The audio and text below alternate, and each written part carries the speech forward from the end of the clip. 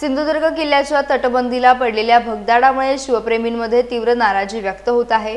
दरवर्षी हजारो देशी विदेशी पर्यटक या ऐतिहासिक किल्ल्याला भेट देत असताना तटबंदीची झालेली दुरावस्था चिंतेचा विषय बनली आहे। किल्ल्याच्या तटबंदीला सुमारे 3 मीटरचे भगदाड पडल्याचा दावा करण्यात येत असून ऐतिहासिक वारशाच्या संवर्धनाकडे दुर्लक्ष होत असल्याचा आरोप शिवप्रेमींनी केला आहे।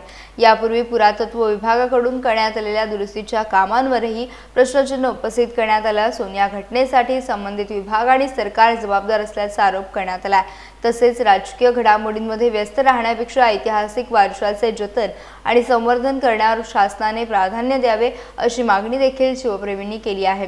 किल्ल्याच्या तटबंदीची तातडीने पाहणी करून आवश्यक दुरुस्ती करण्यात यावी अशी मागणी नागरिकांकडून होत आहे। आज हे भगदाड जे पडलेलं आहे सिंधुदुर्ग किल्ल्याला, आपण पाहता इथे लाखोच्या संख्येने पर्यटक येतात। या ठिकाणी प्रशासनाने काही वर्षापूर्वी इथे करोडोचा निधी पुरातत्व विभागाने खर्च केला होता आणि त्यानंतर आता ही दयनीय अवस्था इथे पाहायला मिळते। ही निराशाजनक आहे। जे सरकार राज्यात आहे या सरकारने स्वतःच्या पक्षाची